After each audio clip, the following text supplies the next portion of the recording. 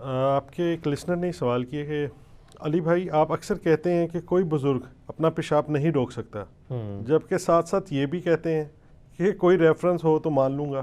جی ہم مان لیں گے، بالکل بتائیں۔ تو سنیں پھر ریفرنس سر۔ فضائل اعمال شریف میں لکھا ہے فضائل اعمال شریف میں لکھا ہے کہ ایک بزرگ 12 دن تک ایک وضو سے ساری نمازیں پڑھتے رہیں۔ اب تو آپ مان لیں پلیز۔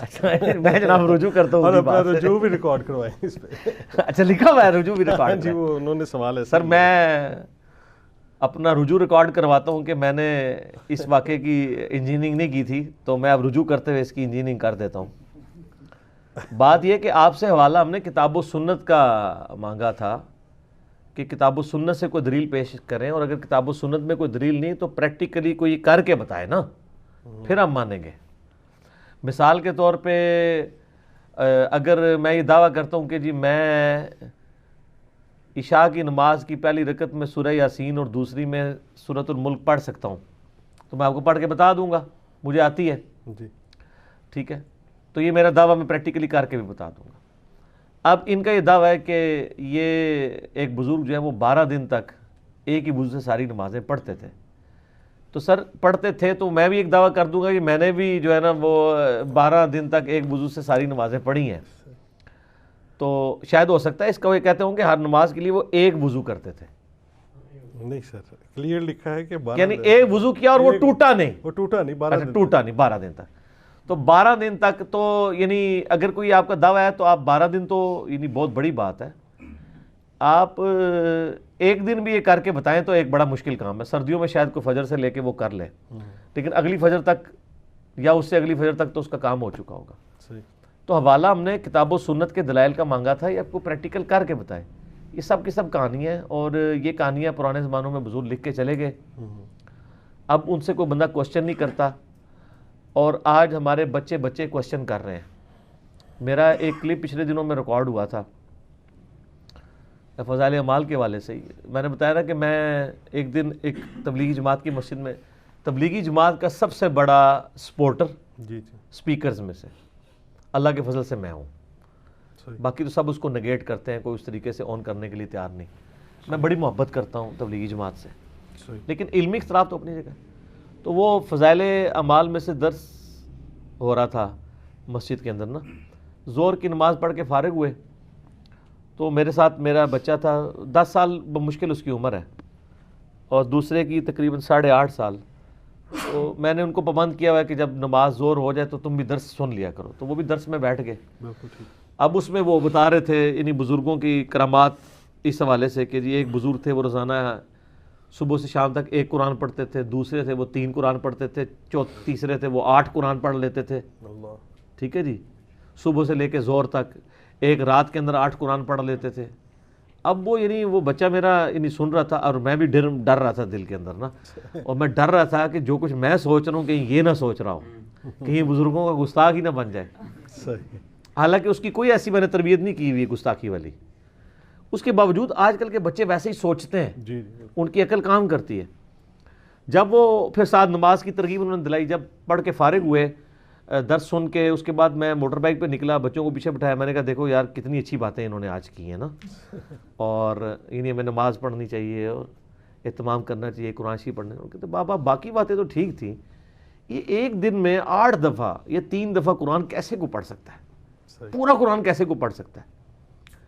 تو میں نے کہا بیٹا یہ کہانی تھی، اس کو چھوڑ دیں، باقی چیزیں آپ نے، کیونکہ ہمارے بچوں کو پتہ ہے کہ قرآن پاک کوئی ایک صفحے کی کتاب نہیں ہے، کوئی 500-550 صفحوں کی کتاب ہے، اس کو پڑھنے کے لیے ایک ٹائم ریکوائرڈ ہے۔ ابھی تو میں وہ انجینئرنگ کر ہی نہیں رہا ہوں کہ جامعہ ترمذی میں حدیث ہے، نبی علیہ السلام نے فرمایا جس نے 3 دن سے کم میں قرآن ختم کیا اس نے قرآن کا حق نہیں ادا کیا ہے، اور یہ کن کو کہا جا رہا ہے؟ جو عربی جاننے والے تھے، اور جو ہم لوگ اجمی ہیں جن کو یعنی بڑی مشکل سے اس کا فارم بھی سمجھ آ رہا ہوتا ہے، ان کو تو کم از کم 30 دن تو لگانے چاہیے ایک دفعہ پڑھنے کے لیے۔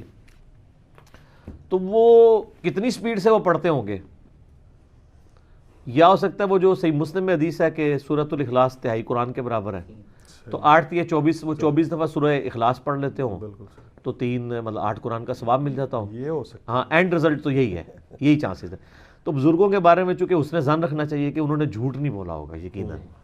اگر تو وہ بولا ہے وہ تو جھوٹ ہے، تو ہم نے بزرگوں کو ان کی گستاخی بھی نہیں کرنی، ان کو جھوٹ سے بھی بچانا ہے۔ یقیناً 24 دفعہ انہوں نے سورہ الاخلاص پڑھی ہوگی، باقی تو یہ مطلب ساری کہانیاں چل رہی ہیں۔ 12 دن تک کون شخص جو ہے وہ اپنے آپ کو وضو سے یا باقی چیزوں سے بے نیاز کر سکتا ہے؟ اگر ایسی کوئی بزرگی ہوتی، کوئی کرامت ہوتی، تو نبی صلی اللہ علیہ وآلہ وسلم یا ان کے صحابہ کرام کو حاصل ہوتی۔ آپ دیکھیں کئی بزرگوں کے بارے میں آپ کو واقعات ملیں گے جی، وہ فجر کی نماز پڑھتے تھے بیت اللہ شریف میں، ظہر پڑھتے تھے بیت المقدس میں، ٹھیک ہے جی، اور عصر پڑھتے تھے جا کے مدینہ شریف، مغرب کی نماز پھر بیت اللہ شریف، یعنی وہ تین ان کو پتہ چل گیا نا بھی 3 متبرک جگہ ہیں۔ اب ان کو یہ پتہ نہیں کہ تینوں ایک محلے کے اندر نہیں ہیں، ٹھیک ہے۔ اس زمانے کے اندر جب انہوں نے یہ واقعات لکھے ہیں، آج تو چلے کسی کے پاس چارٹر طیارہ ہو تو شاید ابھی بھی بڑی مشکل سے یہ ممکن ہو۔ جب یعنی بیت المقدس کا سفر آلموسٹ 1 سے 1.5 مہینے کی مسافت تھی مکہ شریف سے، اس زمانے میں آپ یہ دعویٰ کر رہے ہیں کہ فجر کی نماز وہ پڑھ رہے ہیں مکے میں، اور ظہر پڑھ رہے ہیں بیت المقدس میں، اور عصر پڑھ رہے ہیں مدینہ شریف کے اندر، تو سر یہ فضیلت تو صحابہ کرام کو بھی حاصل نہیں ہوئی ہے۔ صحیح مسلم میں حدیث ہے، نبی علیہ السلام ایک یعنی صحابہ کے گروہ کے پاس سے گزرے، وہ یعنی پورا وہ ایک آپ سمجھ لیں ایک قبیلہ تھا، تو وہ مدینہ شریف کے قریب شفٹ ہوئے، تو نبی علیہ السلام نے فرمایا کہ آپ لوگ ادھر کیوں آئے ہیں؟ تو انہوں نے کہا کہ ہمیں نماز کے لیے دور سے آنا پڑتا تھا تو بڑی دقت ہوتی تھی، تو اب ہم مدینہ شریف میں ہی رہائش لے لی ہم نے تاکہ ہمیں جلدی مسجد میں پہنچ جائیں۔ تو آپ صلی اللہ علیہ وآلہ وسلم نے فرمایا تم جتنے قدم چل کے آتے تھے وہ تمہیں ثواب ملتا تھا، تو پھر واپس چلے گئے اس جگہ پہ۔ لیکن ان کے زمانے میں کسی کے دماغ میں بھی یہ کیڑا نہیں تھا کہ یار اڑ کے بھی آیا جا سکتا ہے۔ سر یہ انجینئرنگ کا دور ہے نا۔ صحابہ کرام تو اپنے تھک جاتے تھے ایک محلے سے دوسرے محلے میں آتے ہوئے، تو نبی علیہ السلام نے جو کہا کہ تم دور سے چل کے آتے ہو، تو اس کی بجائے آپ کہتے کہ یار تمہیں کیا مسئلہ ہے، میرے امت کے تو چھوٹے چھوٹے اولیاء اللہ جو ہیں وہ ہزاروں میل کا سفر کریں گے، تو تم تو اولیاء کے بھی سردار ہو، تم تو صحابی ہو، تمہارے لیے کوئی مسئلہ اڑ کے آ جاؤ۔ اس زمانے میں یہ کہانیاں ہوتی ہی نہیں تھی، اس لیے ہم کہتے ہیں کتابوں کا دین اور ہے اور بابوں کا دین اور ہے۔ یہ ساری کی ساری کہانیاں انہوں نے بنائی ہوئی ہیں، یہ پاسبل ہی نہیں ہے۔ اور اگر کوئی کہتا ہے پاسبل ہے تو ہم کہتے ہیں کوئی ایک سیمپل پیش کر دیں ہمارے سامنے، ہم تو اللہ کے فضل سے 12 گھنٹے بھی اس کا وضو نہیں رہنے دیں گے۔ ہم پہلے اسے جو ہے نا وہ جاگنگ والی مشین پہ چڑھائیں گے، 8-10 کلومیٹر اس سے ورزش کروائیں گے سخت گرمیوں میں جون جولائی کی، اس کے بعد ہم اس کو شکنجوی دیں گے، 3 جگ پلائیں گے اسے، اور اس کے بعد اسے کہیں گے آپ خود ہی باندھ لیں، اور اس کے بعد پیشاب روک کے بتائیں، تو پتہ چل جائے گا کوئی روک سکتا ہے۔ چیخیں نکلیں تو آپ نے اس کو معرفت کی باتیں سمجھ کے اگنور کر دینا ہے۔ چیخوں کا جی چیخوں کا ظاہر ہے بزرگ ظاہر ہے بزرگ تو روک سکتے ہیں نا، تو روکیں گے، تو اگر وہ چیخیں نکلیں تو پھر آپ نے ان کو معرفت کی باتیں سمجھنا ہے۔ لیکن زیادہ دیر نہیں، تھوڑی دیر بعد جب وہ رونے پہ آ جائیں اور ریکویسٹ کریں کہ میں اپنی بزرگی سے توبہ کرتا ہوں، پھر آپ ان کی ویڈیو بنا لیں، اس کے بعد آپ ان کو اجازت دے دیں، اور پھر آپ دیکھیں وہ یہ سب کے سب جھوٹ ہے میرے بھائی، کوئی اپنا پیشاب بھی نہیں روک سکتا۔ خدا کے لیے یہ باتیں آپ کہانیاں کرانی بند کریں۔ میں نے یعنی کئی دفعہ یہ واقعہ سنایا ہے کہ ایک وہ ہمارے جاننے والے تھے، وہ بتانے لگے کہ فیصل آباد کے پاس کوئی ایک بزرگ تھے جن کا دعویٰ تھا وہ روحانی آپریشن کرتے ہیں، تو ایک بندہ ان کے پاس نہ اپنا نومولود بچہ لے کے چلا گیا کہ جی آپ تو بائی پاس کرتے ہیں، اس بچے کے ختنے کریں روحانی طور پہ۔ روحانی طور پہ جو ختنے ہیں اس کا مطلب ہے بلیڈ نہیں چلے گا، خون نہیں نکلے گا، ہونے کا خطرے نہیں ہو سکتے۔ بائی پاس اگر روحانی ہو سکتا ہے جس میں گرائنڈر چلتا ہے ادھر جناب، یہ پسلیاں توڑی جاتی ہیں، دل نکالا جاتا ہے باہر، یہ پوری اوپن ہارٹ سرجری ہے، جو بندہ وہ پسلیوں والی سرجری کر سکتا ہے اور ختنہ تو بالکل سامنے، تو کر کے بتا دے۔ ختنہ آپ کو نظر آ جانا ہے، بائی پاس نظر نہیں آنا، تو کہانی چل جانی ہے۔ تو ختنہ نہیں ہو سکتا، ختنہ کوئی نہیں کر سکتا۔ اور میرے آفس کے کلیگ ہیں، وہ ایک دن مجھ سے چھٹی لینے کے لیے میرے یعنی سب آرڈینیٹ کے طور پہ کام کرتے تھے، تو پھر ان کی ٹرانسفر ہو گئی، تو مجھے خود بتانے لگے، مجھے کہتا نہیں وہ سر چھٹی چاہیے 3 دن کی نا، ہم نے وہ بہاولپور جانا ہے، تو میرے والد صاحب کو دل کی تکلیف ہے، تو ڈاکٹروں نے ان کا بائی پاس ریکمینڈ کیا، لیکن وہاں ایک کوئی بزرگ بیٹھے ہوئے ہیں وہ روحانی آپریشن کر دیتے ہیں۔ اور میں نے کہا یار تم جیسے پڑھے لکھے لوگ. کہتا ہے جی میں کیا کروں, ابا جی کو کون سمجھائے. میں کہا ابا ایکسپائر ہو جائے گا اتنے پہنچتے بہاولپور کوئی نیڑے ہے 14-15 گھنٹے تو مطلب باسج بہ کے جانا ہے.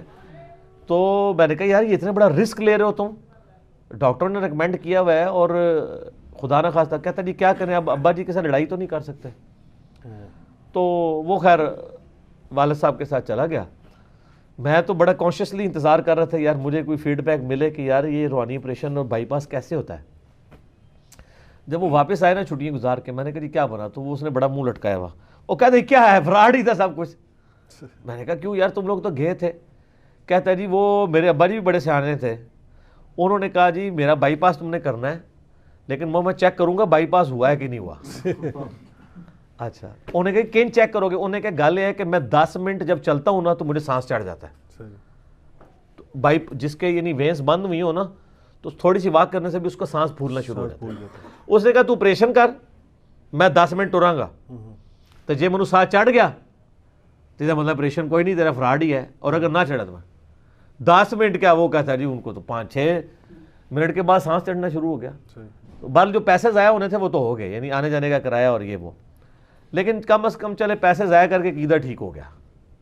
تو ہم بھی یعنی ان لوگوں سے کہتے ہیں روحانی طور پہ دم ڈالنا یہ ساری چیزیں برحق ہیں, لیکن جو چیزیں فزیکلی ان چیزوں کے ساتھ ریلیٹڈ ہیں نا ان کو آپ اس طریقے سے نہ کیا کریں.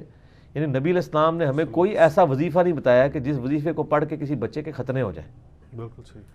آپ علیہ السلام نے یعنی زخم کو سینے کے لیے کوئی صورت نہیں بتائی کہ کہیں پہ زخم پھٹا ہوا ہو تو آپ اس پہ پھونک ماریں یہ پڑھ کے تو وہ جڑ جائے گا. اس کے لیے ٹانکے ہی لگانے پڑتے ہیں. ٹھیک ہے. اگلے زمانوں کے اندر زیادہ مسئلہ ہوتا تھا, وہ داغ دیا کرتے تھے, داغ ہی لگوانا پڑتا تھا. بالکل صحیح. آج کل اسی کی ماڈرن فارم ہے جو الیکٹرک داغ دیتے ہیں. جب آپریشن ہوتا ہے آپ کو پتا ہے اب بھی سون نہیں نکلتا, وہ الیکٹرک کے ذریعے اس کو داغ دے دیتے ہیں. تو یہ سارے کے سارے معاملات چلا کرتے تھے. پھر میں یہ کہتا ہوں کہ یہ جو بزرگ ہیں, میں اب ذرا ایک سٹیپ اور آگے چلا جاتا ہوں, یہ بزرگ جو لوگوں کے روحانی آپریشن کرتے ہیں تو کیا یہ اپنے غیر ضروری بال جو ہیں وہ نگاہ مار کے صاف کرتے ہیں یا بلیڈ استعمال کرتے ہیں؟ بلیڈ سے ہی لازمی. کیوں سر, جو بائی پاس کر سکتا ہے اس کو غیر ضروری بال صاف کرنے کے لیے بلیڈ کی ضرورت کیوں ہے؟ اس کو تو چاہیے وہ کہ میرے پیچھے آج عشاء کی نماز پڑھو. اللہ اکبر. تو جتنے پڑھیں گے سارے غیر ضروری بال ہمیشہ سے ختم ہو جان گے, بلیڈ کی ضرورت ہی نہیں پڑے گی. کوئی مطلب کو پازیٹیو ان پٹ دیں نا, کوئی ایسی یعنی پاکیزگی والا معاملہ کریں, کوئی فائدہ ہو لوگوں کو. آج نئی گل ہے, انہیں دماغ ہی چاہیے. ٹھیک ہے. تو یہ ساری باتیں اس لیے ہے کہ تاکہ آپ اپنے دماغ کھولیں, خدا کے لیے ان کے ہاتھوں میں نہ کھیلیں. یہ آپ کے ساتھ جو کھلواڑ کر رہے ہیں دین کے نام کے اوپر, ہماری آندہ آنے والی نسلیں سیکولر ہو جائیں گی جب وہ دین کا یہ والے پہلو دیکھنا شروع کریں گی. یہ جو کچھ آپ کو جعلی پیر ویڈیوز میں دکھا رہے ہوتے ہیں نا, اس طرح کی ویڈیو جو ہے نا وہ ڈیوڈ کاپر فیلڈ نے بھی بنائی ہوئی ہے. بالکل بہت ہے. او بڑے بزرگ جو اس میں وہ الیوژن ہوتا ہے, اس طرح نہیں ہوتا. اسٹیچو آف لبرٹی اس نے غائب کر کے, وہ اس لیے کہ وہاں جتنے بندے تھے وہ کیمرے سے غائب کیا نا, فزیکلی تو غائب نہیں ہوا نا. اگر وہ فزیکلی غائب کر سکتا ہے تو ہمیں امام کعبہ کو غائب کرے نا, اور وہاں پہ اپنے فرقے کا امام کھڑا کر دے. حج عمرے کے لیے جائیں, نگاہ مارے امام کعبہ غائب, اپنے فرقے کا امام آگے کرو. وہ کہانی ہے ساری. اپنا واقعہ بتائیں گے اس میں؟ ضرور شرارت کوئی نہ کوئی وش کر دیں. میں نے واقعہ اپنا مسئلہ نمبر 13 میں بتایا ہوا ہے. حضرت خضر علیہ السلام کے بارے میں نا مشہور ہے کہ جی پانیوں پہ حضرت خضر کی حکومت ہے. تو میں نے اسے بتایا تھا کہ 2010 کی بات ہے, اوائل کی. میں نے بورنگ والے کے ساتھ ٹھیکہ کیا 40,000 روپے میں. میں مختصر سناتا ہوں جس کے لے کے نہیں, کیونکہ اگلے سوال بھی کرنے ہیں. تو وہ جناب ٹھیکہ طے ہوا کہ جی وہ 40,000 روپے میں 200 فٹ تک جایا جائے گا. تو اس نے 210 فٹ کر کے کہا جی میں 210 فٹ تک چلا گیا, چھٹ بھی نہیں پانی دی. ٹھیک ہے جی. تے تسی نا تانوں میں پہلے کیا سی کہ حضرت خضر دے نام دا بکرا دیو. وہ میں کہ بکرے شکرے اسی کو نہیں دینے پائی. میں نے جناب 2 نفل پڑھے اشراق کے, اس کے بعد میں نے نا اس کو, چھوٹے کے بزرگ اسی بھی ہے نا, میں کہ ایتھے کھو. اور وہ اس لیے نہیں کہ مجھے پتا تھا وہاں ہے, میرے لیے یعنی میں نے جو مکان کا ڈیزائن بنایا ہوا تھا نا اس میں وہ جگہ ہی وہی بنتی تھی, ٹینکی بھی ادھر مان سکتی تھی ٹینکر کے اعتبار سے نا. میں نے فزیکلی اپنے نقشے کے اعتبار سے کیا. ٹھیک ہے. وہ کرامت تو بانی جاتی ہوتی ہے. تو وہ میں کہ یار خضر کے کوئی بھی بزرگ اپنا پیشاب نہیں روک سکتا تو پانی کون روک سکتا ہے کسی کا؟ اگر اللہ نے لکھا ہے تو نکل آئے گا، نہیں لکھا ہے تو نہیں نکلے گا۔ تو کہندا جی او جی بڑے گستاخ ہو جی تسی یہ وہ۔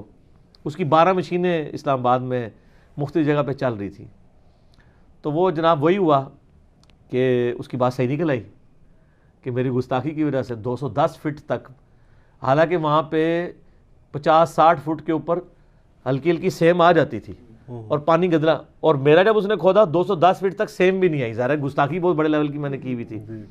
تو مجھے کہتا ہے جناب کہ جی تنوں پہلے کیا سی نا تے اے پانی جڑا نا نہیں نکلنا تیرا، تو فلانی جگہ ایک مائی ہے وہ کو دم کرا کے نا پانی چھٹوا تو پانی نکل آئے گا۔ وہ مائی سے دم کروانا تھا تو 40,000 روپے کا ٹھیکہ کرنے کی ضرورت تھی۔ صحیح بات، ٹھیک ہے، تو کہتا جی اب تو میں 1500 روپے دیہڑی لوں گا، دیہڑی کے حساب سے کام کروں گا، ٹھیکہ تو میں 200 کر چکا ہوں۔ میں نے کہا جی شروع کرو، اللہ کا نام لے گئے۔ ایک دن کیا، 220 منٹ پہ وہ پہنچا۔ اگلے دن صبح سویرے مجھے فون آ گیا اس کا، کہتا جی یہ تو پانی بہت زیادہ نکل آیا ادھر۔ وہ 210 فٹ کے دور پہ تھا کفر و شرک کا معاملہ سر، 10 فٹ کی دوری پہ۔ وہ کہتا جی پانی اتنا نکل آیا ہے کہ میری بوکی نہیں تھی جا رہی۔ وہ جب اس نے 210 فٹ پہ زیرو پانی، 220 پہ زیرو، 220 کے بعد جب اس نے پہلی بوکی ماری نا تو ایک چھوٹا سا پتھر ہٹا تو نیچے 50 فٹ پانی اوپر چڑھ آیا۔ وہ بیسیکلی رگ مل گئی، جسے کہتے ہیں نا زمین میں رگیں ہوتی ہیں۔ ایک ہوتا ہے واٹر ٹیبل کا پانی، وہ بارشوں کی وجہ سے ہوتا ہے، اور ایک زمین کے نیچے دریاؤں کا پانی ہوتا ہے، وہ جون جولائی میں بھی نہیں خشک ہوتا، اسے کہتے ہیں رگ کا پانی۔ جیسے آپ کو یہاں پہ اگر کھال کے اوپر لگے تو خون ایسے نکلے گا، لیکن اگر نس پہ سوراخ کر دے فوارہ بن کے، وہ نسیں زمین کے اندر موجود ہیں سر، وہ ایگزیکٹ نس وہ کہیں کہیں سے گزرتی ہے نس، ٹھیک ہے۔ تو وہ وہاں پہ پڑا اور 50 فٹ پانی، یعنی وہ پانی جو 220 سے نکلا وہ 20 فٹ وہ ٹریول کر کے 170 تک اوپر آ گیا۔ اچھا پھر میں نے اس کا تم موٹر چلاؤ یار، وہ کہتے ہیں بوکی نیچے نہیں جا رہی، اب تو مزید کھدائی نہیں کرنی۔ میں نے اس کا 235 تک لے جاؤ، کہتا سر نہیں جائے گی۔ ہم جناب 12 گھنٹے موٹر چلائی، پانی ختم ہی نہ ہو۔ حالانکہ اسلام آباد میں یعنی 10-12 منٹ بھی آپ موٹر چلائیں نا واٹر ٹیبل والا پانی ختم ہو جاتا ہے، پھر آپ کو 1.5-2 گھنٹے انتظار کرنا پڑتا ہے، پانی چڑھتا ہے، ٹھیک ہے۔ اللہ کا فضل ہے آج جناب 10 سال ہونے کو آئے ہیں، 5-5 6-6 گھنٹے موٹر چلتی ہے، لوگ لے کے جاتے ہیں، اور کئی بار ہم موٹر چلا کے بھول بھی جاتے ہیں۔ دفتر میں ہمیں فون آتا ہے جی صبح 9 بجے چلائی سی تے اے زور ٹائم میں آیا گھر کھانا کھان تے وہ باہر پانی پہ وگدا جے۔ 1-2 بار یہ بھی ہو گیا حادثہ، موٹر چلتی تھی وہ پانی ختم نہیں ہوا، کدھر 10 منٹ کدھر 10 گھنٹے، اور آج تک اللہ کے فضل چل رہا ہے۔ اے اللہ کا پانی نہ ہو، خضر کا پانی نہیں، ٹھیک ہے۔ بہرحال اس کا فائدہ یہ ہوا کہ اس نے اپنی اصلاح کر لی، اس کو میں نے کہا یہ دیکھ لو یار کچھ نہیں ہوتا، یہ اللہ کے کام ہے سر، اللہ کرتا ہے، ان چیزوں سے کوئی فرق نہیں پڑتا۔ اللہ کا پانی ہے، جسے چاہے دے، جسے چاہے روک لے، ٹھیک ہو گیا جی۔